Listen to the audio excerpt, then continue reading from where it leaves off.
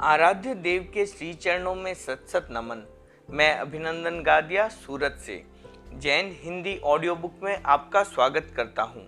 अगर आप इस चैनल पर नए हैं तो इसे सब्सक्राइब कर दीजिए और बेल आइकन प्रेस कर दीजिए, जिससे चैनल के नोटिफिकेशन आपको रेगुलर मिलते रहें। तेरा पंथ का इतिहास खंड 2, शासन गौरव, मुनि बुद्धमल जी।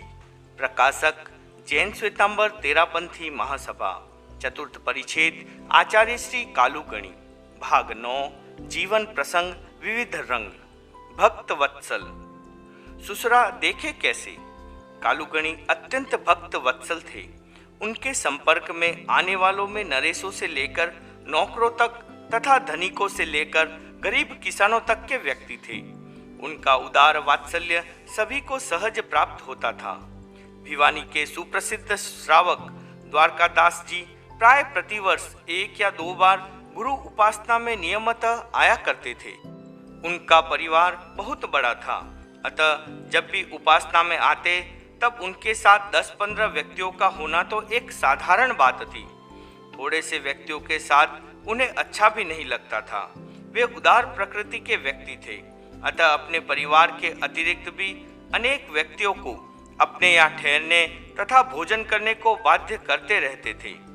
दान की प्रवृत्ति उनमें यथेष्ट से भी कुछ अधिक थी, अतः मनाही करते रहने पर भी कभी कभी पात्र में अधिक गिराने की चेष्टा कर लिया करते थे। बिदासर में एक बार मुनि मगनलाल जी उनके यहाँ गोचरी पधारे। स्वभावानुसार उन्होंने कुछ अधिक डाल दिया। मुनिश्री ने स्थान पर आकर आचार्य देव से निवेदन किया कि आज तो द्वारकादास ने अधिक आहार डाल दिया। आचार्य देव ने फरमाया कि यों अधिक कैसे डाल देता है, अपनी ओर से थोड़ी अधिक सावधानी बरतनी चाहिए। मुनि मगनलाल जी ने तहत कहकर उस बात को वहीं समाप्त कर दिया। कालांतर में महीने भर की सेवा के पश्चात जब द्वारकादास जी वापस जाने को तैयार हुए तब उन्होंने स्वयं कालूगणी को गोचरी पधारने की प्रार्थना की। गुरुवर ने उसे स्वीकार कर लिया और गोचरी के समय वहां पधारे। वे जब किसी के घर में गोचरी पधारते तब झोली में एक छोटी पात्री रखकर उसे वे स्वयं अपने हाथ में ही लेकर पधारा करते थे। उसी क्रम से वहां भी पधारे। गोचरी लेते समय जब कालूगणी ने वही पात्र सामने किया तो द्वारकादास जी ने बहुत अनुनय विनय किया कि जब आप स्वयं ही पधार गए हैं तो कुछ बड़ा पात्र हाथ में लेने की कृपा करें, किंतु आचार्यवर नहीं माने। आखिर द्वारकादास जी को उसी पात्र में बहराने के लिए उद्धत होना पड़ा। उन्होंने जितना भोज्य पदार्थ देने के लिए हाथ में उठाया, गुरुवर उतना भी लेना नहीं चाहते थे। आखिर कम करते हुए जब अभिष्ट मात्रा उनके हाथ में रही तब गुरुवर ने झोली खोली और उसमें रखे पात्र में बहरा देने के लिए कहा। द्वारकादास जी ने अपने हाथ में लिया आहार झोली में रखे पात्र में रख दिया और साथ ही अपना हाथ भी उसी में रख दिया। पास में खड़े दूसरे व्यक्ति को कोहनी से सावधान करते हुए उन्होंने हरियाणवी बोली में कहा, सुसरा देखे कैसे, ऐसा मौका के बार बार आवे से। बस उनके इतना कहते ही साथ के भाइयों ने वह पात्र भर ही नहीं दिया, किंतु ऊपर तक शिखा चढ़ा दी। कालूगणी फरमाते ही रह गए, किंतु द्वारकादास जी ने अपना हाथ तब तक झोली में से नहीं निकाला जब तक कि सबने अपनी ओर से थोड़ा बहुत नहीं बहरा दिया। आखिर उसने हाथ उठाया तब उस आहार को दूसरे बड़े पात्र में ही रखना पड़ा। आचार्यवर ने उन्हें समझाने के लिए फरमाया कि यह डालने की प्रवृत्ति नहीं होनी चाहिए, पर द्वारकादास जी ने कहा, गुरुदेव हमें भिवानी में तो ऐसा अवसर नहीं मिलता, क्योंकि वहाँ तो थोड़े से साधु या साध्वियाँ आती हैं, अतः अधिक डाल देने से उन्हें दिक्कत हो सकती है। परंतु यहाँ तो बहुत से साधु साध्वियाँ हैं, यहाँ आप छोटी सी पात्री रखकर ही हमें संतुष्ट करना चाहते हैं, यह कैसे हो सकता है।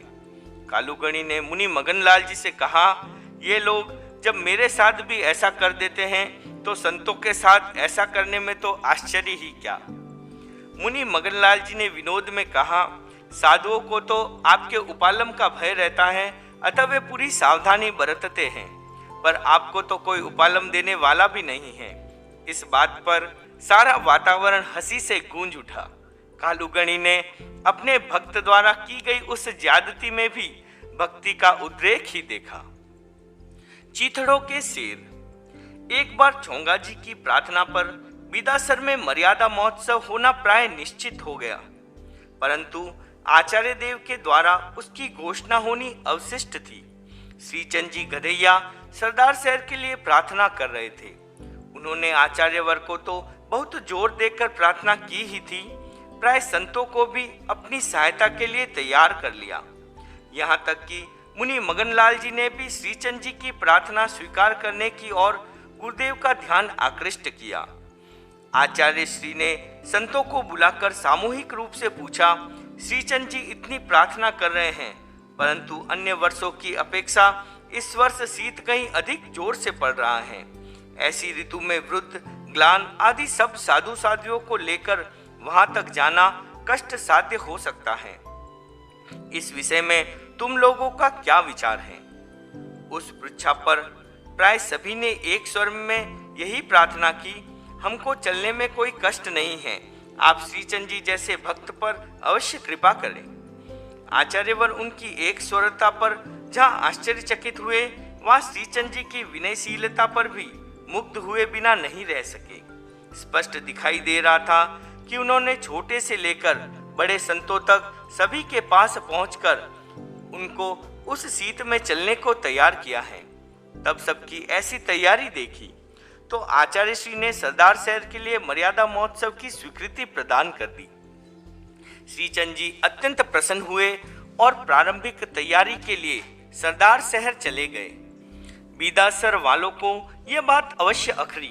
कईयों ने कह दिया कि आज यदि शोभाचंद जी बेंगानी जीवित होते तो यहाँ का निश्चित प्राय महोत्सव यों कोई भी नहीं ले जा सकता था। उस मर्यादा महोत्सव की प्रार्थना के विषय को लेकर एक दिन कालूगणी ने विनोद में संतों को फरमाया, तुम सब चीथड़ों के शेर हो गए। इस बार तो मुनि मगनलाल जी भी तुम लोगों में ही मिल गए। सारे संघ की सुविधा असुविधा को देखे बिना ही किसी की प्रार्थना पर इतना मुग्ध हो जाना किस काम का है। मुनि मगनलाल जी ने निवेदन किया, आचार्य श्री, यह महोत्सव तो आपकी भक्त वत्सलता ने दिया है। भक्त और भगवान के बीच में हम कहाँ आते हैं। क्षण भर के लिए सारा वातावरण मधुरता से आप्लावित हो गया। लाठी और सामायिक। छोटूलाल जी और शिवराम जी बेंगानी बिदासर निवासी थे। दोनों ही बड़ी अक्खड़ प्रकृति के थे। घर पास पास में थे, प्रकृति साम्य था, अतः दोनों में प्रगाढ़ मित्रता थी। दोनों की आर्थिक स्थिति भी बहुत साधारण थी। एक साम्य और था कि दोनों बाल्यावस्था से ही मुनि कालू, बाद में आचार्य कालूगणी के परम भक्त थे। आचार्यवर की भी उन पर पूर्ण कृपा थी। वे बड़ी वत्सलता के साथ उन्हें कुमार्ग से बचाकर सन्मार्ग पर लगाने का प्रयास करते रहते थे। वे दोनों भी इस बात से पूर्ण अभिज्ञ थे। वे बहुधा कहा भी करते थे कि यदि हमें कालूगणी का वात्सल्य नहीं मिलता तो पता नहीं आज हम मनुष्यता के किस अध स्थिति में होते। उनकी कृपा ने हमें हर कदम पर बचाया है। एक बार कालूगणी बिदासर के पंचायती नौरे में ठहरे हुए थे। बाहर बाजार में तेरापंथ विरोधी एक यति ने कालूगणी के प्रति अशोभनीय शब्दों का प्रयोग किया और तेरापंथ के प्रति विद्वेष भरी बातें कहीं। श्रावकों के लिए वे असह्य थी, अतः विवाद हो गया। उक्त बात नौरे में कालूगणी के पास पहुंची। छोटूलाल जी उस समय आचार्यवर की उपासना में बैठे सामायिक कर रहे थे। विवाद हो जाने की बात सुनते ही वे उबल पड़े और बाहर जाने को उठे। कालूगणी ने फरमाया, छोटू, तुम सामायिक में हो, आवेश करना उचित नहीं। आचार्य श्री के उक्त कथन पर वे तो बैठ गए, परंतु उनका मन नहीं बैठ पाया।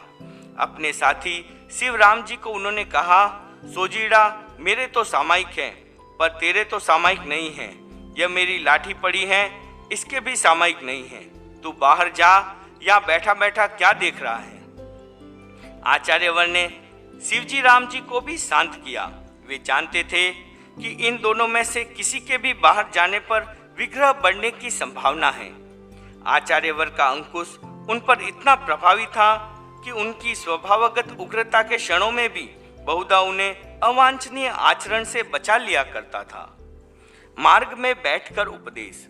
संवत 1992 में मालव की ओर प्रयाण करते हुए कालूगणी सादड़ी पधारे। वहां एक रात रहकर दूसरे दिन प्रातः विहार कर दिया। वहां के राजराणा मेवाड़ के 16 उमरावों में मुख्य माने जाते थे। गुरुवर के विहार का पता चलने पर उन्होंने पीछे से आकर मार्ग में दर्शन किए। कुंवर साहब आदि अन्य व्यक्ति भी उनके साथ थे। राजराणा ने प्रार्थना की कि हम लोग कुछ आवश्यक कारणों से कल दर्शन नहीं कर सके थे। आज आने का विचार था, परंतु हमें पता चला कि आपने तो विहार ही कर दिया।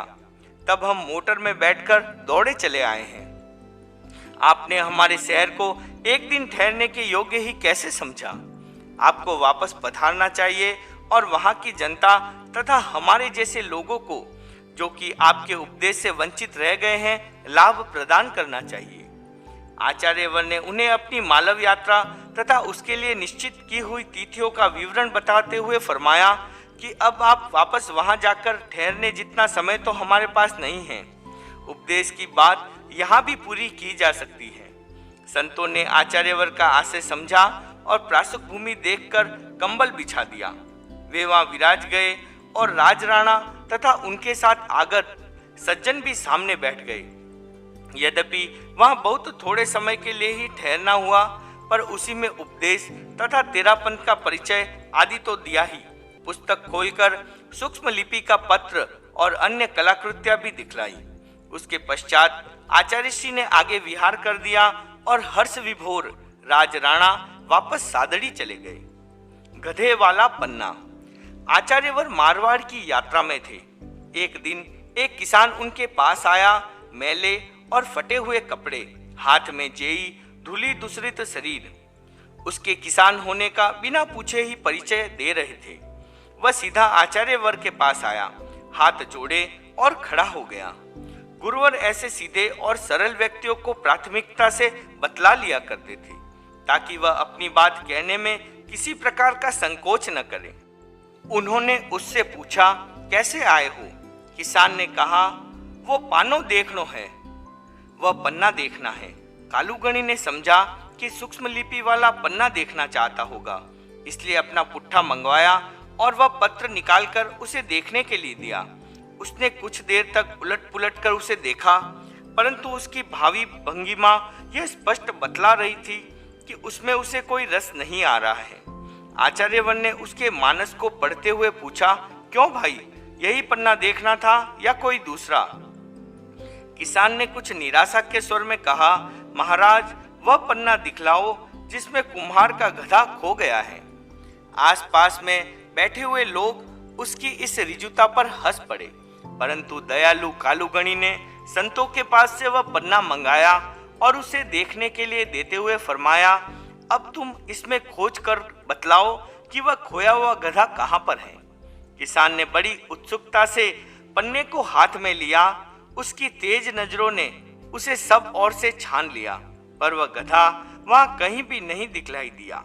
विवश होकर उसने गुरुवर की ओर देखकर कहा, महाराज, मुझे तो नहीं मिला, अब आप ही बतलाइए।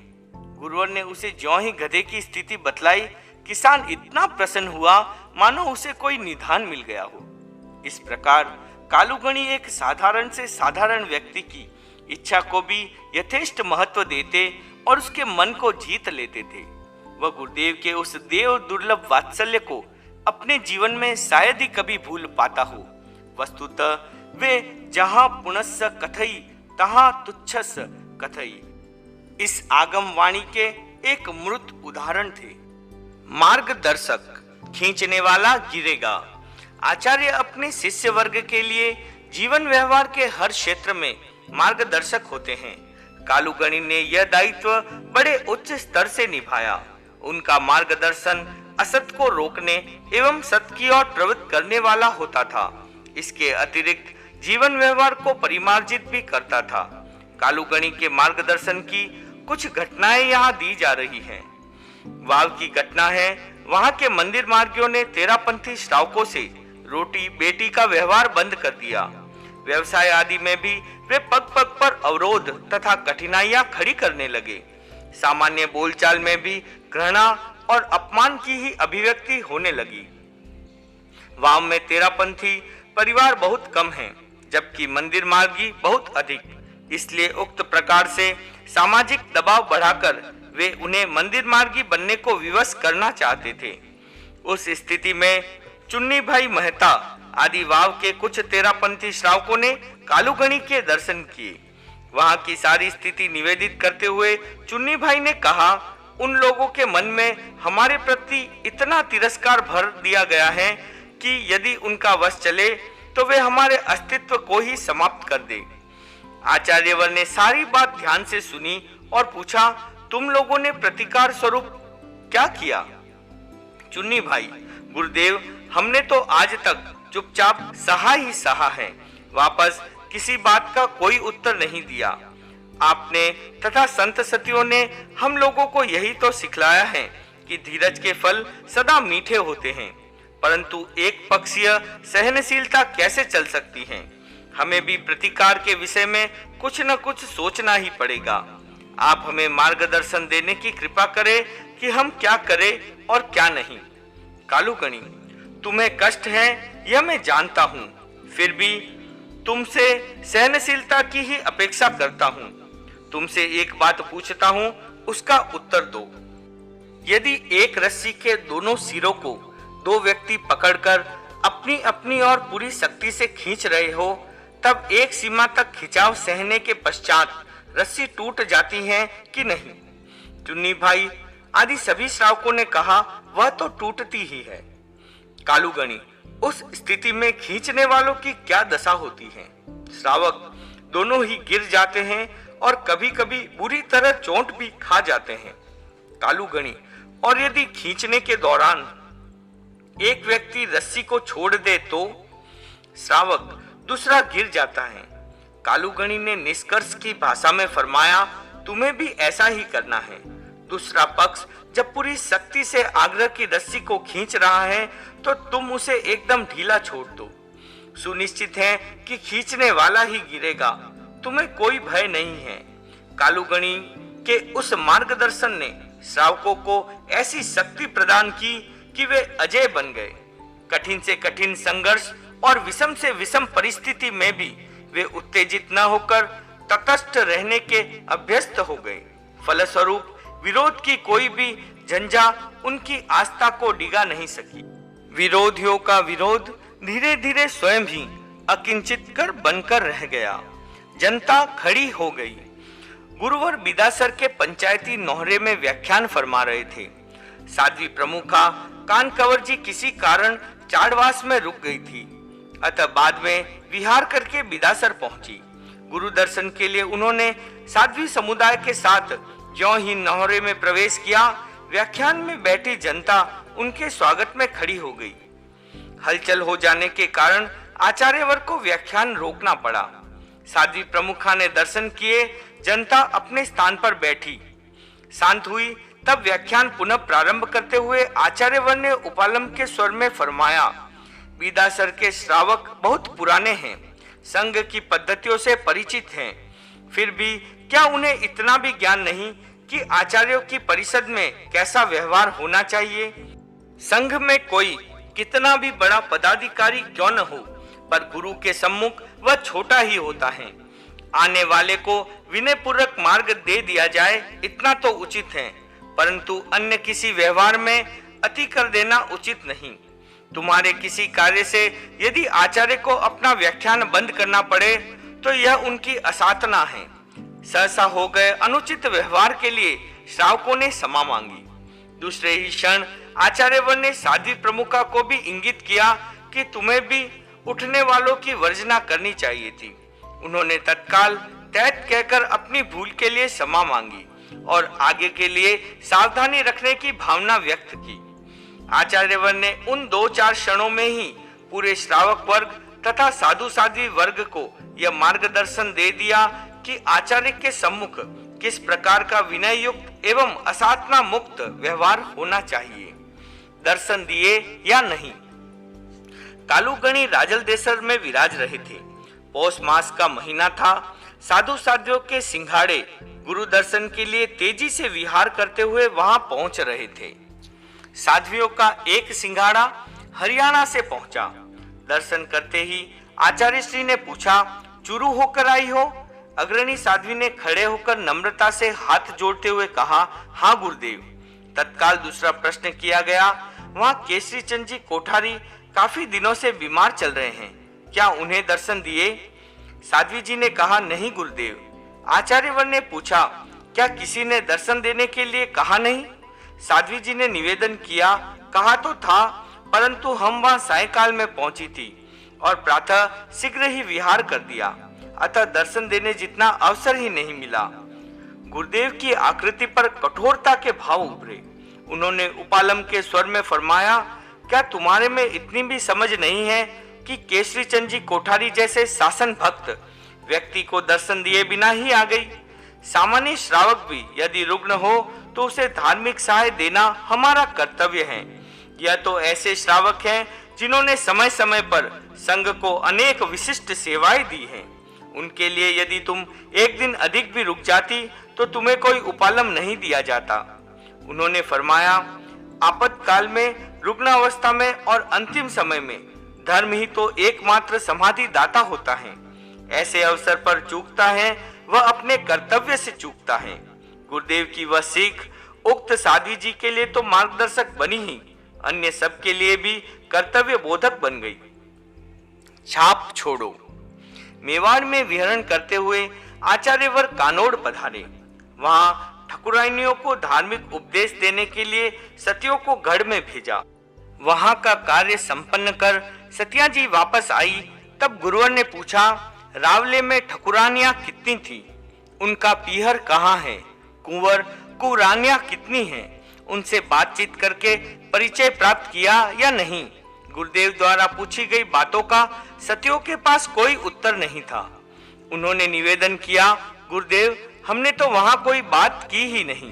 भजन सुनाए, उपदेश दिया, चित्र दिखलाए और वापस आ गई। आचार्य श्री ने व्यवहारिक जीवन का मार्गदर्शन देते हुए फरमाया, जहां कहीं भी जाओ वहां के व्यक्तियों से पूरा परिचय प्राप्त करो।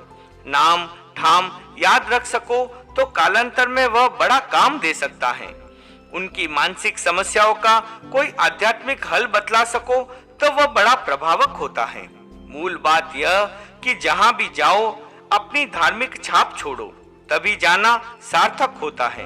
गुरुदेव के श्रीमुख से धार्मिक जीवन के व्यवहार पक्ष का ज्ञान प्राप्त कर सत्याकृत कृत्य हो गई।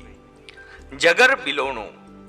गुरुदेव उन दिनों बिदासर में अमोलक चंद जी बेंगानी की हवेली में विराजमान थे। पशु आदि अंदर न घुस पाए, इसलिए बेंगानी जी का एक राजपूत नौकर दरवाजे पर बैठा रहता था। कभी कभी वह बेंगानी जी के छोटे बेटे बुधमल को भी अपने साथ ले आता था। उनका मन बहलाने के लिए दोनों हाथों को पकड़कर बिलोना करने के प्रकार से बारी बारी से एक हाथ को खींचता और ढीला छोड़ता था। उस खेल में वह निम्नोक्त पद भी दोहराता रहते थे। जगर बिलोणो खाटी छा, मुन्ने की सासू नाते जा। वाल्मुनि चंदनमल जी ने जब उस पद को सुना तो वह उन्हें बड़ा मजेदार लगा। उन्होंने उसे याद किया और अपने बाल साथी मुनि मुल्तानमल जी को भी बतलाया। दोनों मुनि उस पद को सुना सुना कर एक दूसरे से परिहास करते रहते थे। एक दिन अपनी होशियारी बतलाते हुए मुल्तान मुनि ने वह पद कालूगणी को सुनाया। गुरुवर तत्काल गंभीर हो गए। उन्होंने उसके उत्स का पता लगाया। प्रथम नाम चंदन मुनि का और द्वितीय द्वार रक्षक नौकर का आया। उसी समय चंदन मुनि को बुलाया और तेज उपालम के साथ 21 कल्याणक का दंड भी दिया। बालकों में गलत प्रवृत्ति न पनप पाए, इसलिए आचार्यवर अत्यंत जागरूक रहते थे। इसीलिए उसी समय बाल साधुओं को मार्गदर्शन देते हुए उन्होंने फरमाया, साधु बहुत कुछ सुनता है और बहुत कुछ देखता है, परंतु वह सारा कह देने योग्य नहीं होता। अतः क्या कहना है और क्या नहीं कहना है, इसका विवेक रखना चाहिए। समय पर दी गई गुरुवर की वह सीख बाल मुनियों के लिए जीवन का आधार बन गई। जर्जर चोल पट्टा। संवत 1989 1989 के ग्रीष्म काल में गुरुवर तारानगर से विहार करते हुए सरदार शहर के लिए पधार रहे थे। श्रावक श्राविकाओं के अनेक समूह सेवा में थे। गणेश दास जी गधैया भी सेवा में थे। एक गांव में पड़ाव हुआ। जिस घर में गधैया जी के लोगों ने डेरा लगाया, उसी के बाहर की चौकी पर गधैया जी बैठे थे। उसी समय मुनि कुंदनमल जी वहां से गुजरे। उनके वस्त्र बहुत फटे पुराने तो थे ही, अनेक स्थानों पर सिले हुए भी थे। उनके जर्जर वस्त्रों को देखकर वहां खड़े ग्रामीणों ने परस्पर बात करते हुए कहा, देखो इस बेचारे को ढंग से कपड़े भी नहीं मिलते जो इतने फटे हुए पहन रखे हैं। गांव के लोगों के वे शब्द गणेश दास जी के कानों में पड़े तो वे बड़े खिन्न हुए। तत्काल गुरुवर के चरणों में उपस्थित हुए और सारी घटना निवेदित करके कहा, गुरुदेव, हम वस्त्र ग्रहण करने की प्रार्थना करते करते थक जाते हैं, फिर भी मुनिजन पर्याप्त वस्त्र नहीं लेते। ऐसे फटे पुराने वस्त्र पहनने से हम श्रावकों की बड़ी बदनामी होती है। आज जब ग्रामीणों ने परस्पर बात करते हुए कहा कि बेचारे इन साधुओं को वस्त्र नहीं मिलते, तो मेरा सिर लज्जा से झुक गया। आप मुनि कुंदनमल जी को बुलाकर उनके चौलपट्टे की दशा तो देखिए, कोई 100 स्थानों पर उसमें टांके लगे होंगे। आचार्यवर ने तत्काल मुनि कुंदनमल जी को बुलाया। उनके जर्जर वस्त्र को देखकर पूछा, टांकों से भरे हुए इस चौलपट्टे को पहनते कितना समय हो गया? मुनि कुंदनमल जी ने निवेदन किया, इसे पहने तो अभी 12 महीने ही हुए हैं, यह 3-4 महीने और चल जाएगा। कालूगणी ने कहा, नहीं, इसे छोड़ो और नया चोलपट्टा पहन लो। धर्मसंघ की अवज्ञा हो वैसा कोई कार्य नहीं करना चाहिए। मुनि कुंदनमल जी ने गुरुवर की शिक्षा को शिरोधार्य किया और तत्काल नया चोलपट्टा पहन लिया। 3 नहीं 33 संवत 1988 का चातुर्मास कालूगणी ने बिदासर में किया। वहां श्रावण मास में मुनिजनों ने पचरंगी के रूप में सामूहिक तपस्या का निर्णय किया। उस सामूहिक तप में कम से कम 25 व्यक्तियों की आवश्यकता होती है। मुनि सुखलाल जी ने उसका क्रम बिठाने में पूरा प्रयास किया, फिर भी एक तेले की कमी रह गई। संतों की संख्या पूरी ही थी, अतः किसी एक को भी तपस्या से बाहर छोड़ा नहीं जा सकता था। मुनि सुखलाल जी ने मुनि कुंदनमल जी से कहा, आपको एक तेला करना होगा। मुनि कुंदनमल जी ने टकासा उत्तर देते हुए कहा, तुम तेले की बात करते हो, मैं तो उपवास भी तभी करूंगा जब आचार्यवर भी करेंगे। मुनि सुखलाल जी ने कहा, उपवास तो बालक साधुओं से भी करवा लेंगे, परंतु एक तेला बाकी है, वह तो आपको ही करना होगा, अन्यथा पचरंगी का बैत टूटता है। मुनि कुंदनमल जी ने 2 टूक उत्तर देते हुए कहा, तुम्हारा बैत कल टूटता भले आज ही टूटे, मेरे तेले के भरोसे मत रहना, मेरी बिल्कुल इच्छा नहीं है। मुनि सुखलाल जी ने सायकालीन प्रतिक्रमण के पश्चात वंदना करते हुए अपनी समस्या कालूगणी के सम्मुख रखी। उन्होंने मुनि कुंदनमल जी से पूछा तो वे बोले, गुरुदेव, इन्होंने तो कहा था, पर अभी तो मेरी इच्छा नहीं है।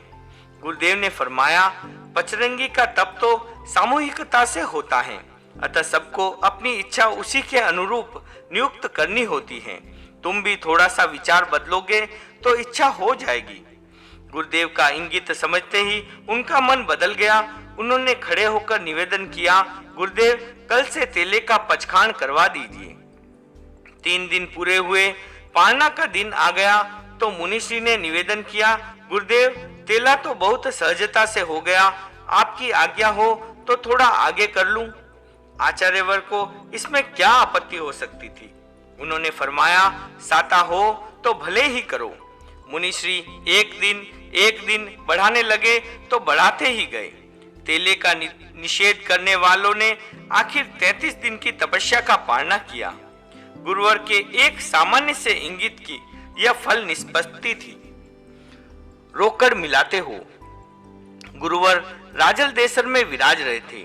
वहां सरदार शहर निवासी जयचंद जी बरड़िया दर्शन करने के लिए आए। वे श्रीचंद गणेश दास जी के वहां मुनीम थे, सेवा में बैठे थे।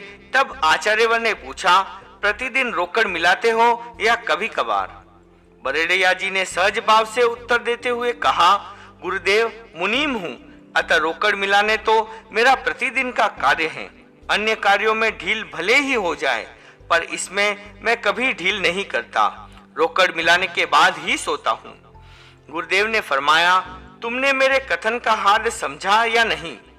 मैं तुम्हारी रुपयों वाली रोकड़ के लिए नहीं पूछ रहा हूँ। मेरे पूछने का तात्पर्य तो यह है कि दिन भर में जो भले बुरे विचार आते रहते हैं या जो कार्य होते रहते हैं, उनके विषय में सोने से पूर्व प्रतिक्रमण करते हो या नहीं? अपने पुण्य पाप या गुण दोष का लेखा जोखा प्रतिदिन करते रहना चाहिए। इस रोकड़ को मिलाए बिना पूरे मुनीम कहाँ हुए, आधे अधूरे ही रहे। मुनीम जी ने कहा, गुरुदेव, आज आपने यह मार्गदर्शन देकर मुझे जगा दिया है। अब से मैं पूरा मुनीम बनूंगा। यह रोकड़ भी प्रतिदिन मिलाया करूंगा। ओम अरहम।